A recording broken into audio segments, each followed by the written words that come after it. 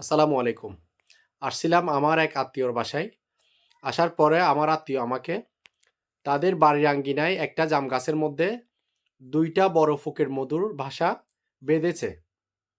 বড় ফুক বলতে আপনারা বুঝে গেছেন যেগুলা বনে জঙ্গলে উঁচু গাছে অনেক সময় শিক্ষা প্রতিষ্ঠান, স্কুলে, তারপর হচ্ছে কলেজে বিভিন্ন শিক্ষা প্রতিষ্ঠানের মধ্যে ওই বড় ফুকের মধুগুলো অনেকগুলো একসাথে বাসা তৈরি করে।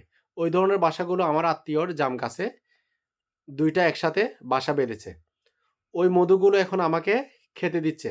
এখন শীতকাল, মধু খাওয়ার যে একটি উপকারিতা, আসলে আমরা মধু খাই না বা খাওয়ার তেমন একটি অভ্যাস না থাকার কারণে আমাদের শরীরের রোগ প্রতিরোধ ক্ষমতা দিন, দিন কমে যাচ্ছে মধু না খাওয়ার ফলে।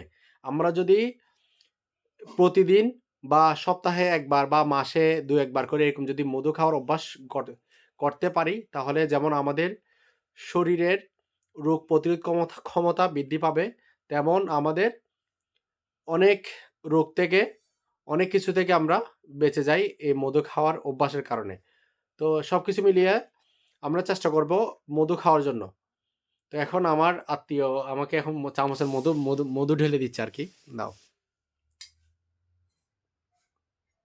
চামচে করে কিভাবে পড়তেছে দেখুন, কি ঘন।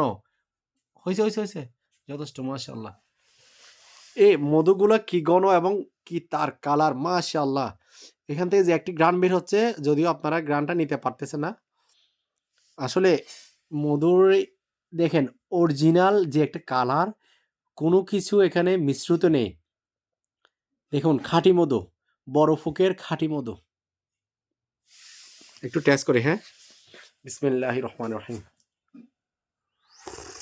উম মাশাআল্লাহ, মাশাআল্লাহ, আলহামদুলিল্লাহ। হুম, এত খাঁটি। উম সব খবর হয়ে ভিতরের দিকে যাচ্ছে। আলহামদুলিল্লাহ। মধু খাওয়া শেষ। মাশাআল্লাহ, অনেক ভালো লাগতেছে। আমি আমার আত্মীয়র বাসায় এসে আরেকটা জিনিস লক্ষ্য করলাম। আমার আত্মীয় এই বড় ফুকের মধুগুলো এই কাঁচের বোতলে সংরক্ষণ করে রেখেছেন। আমরা অনেকে অনেক সময় মধু রাখি ফ্রিজে নরমালে অথবা ডিপের মধ্যে। যেটা সম্পূর্ণ ভুল ধারণা এবং মধুর সম্পূর্ণ গুণাগুণ নষ্ট হয়ে যায় ফ্রিজে মধু রাখার কারণে। এই দেখুন কি সুন্দরভাবে আপনার কাঁচের বোতল, এটা স্পষ্ট দেখা যাচ্ছে কাঁচের বোতলে মধুগুলো সংরক্ষণ করে রেখেছে। এখানে বছরের পর বছর এই কাঁচের বোতলে মধুগুলো থাকবে।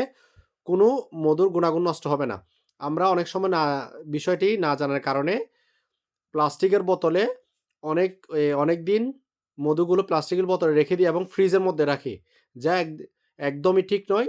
মধুর সম্পূর্ণ গুণাগুণ প্লাস্টিকের বোতলে এবং ফ্রিজে রাখার কারণে নষ্ট হয়ে যায়। সেজন্য আমরা চেষ্টা করব আমাদের বাসায় যেন আমরা এইরকম কাঁচের বোতলে মধুগুলো সংরক্ষণ করি। আশা করি আপনারা সবাই মধুর গুণাগুণ জানেন এবং ওই বিষয়ে অবগত আছেন। আমি আপনাদেরকে নতুন করে বোঝানোর কিছুই নেই। তো আমরা সবসময় চেষ্টা করব সব কালে, সব সিজনে মধু খাওয়ার অভ্যাস গড়ে তোলার জন্য।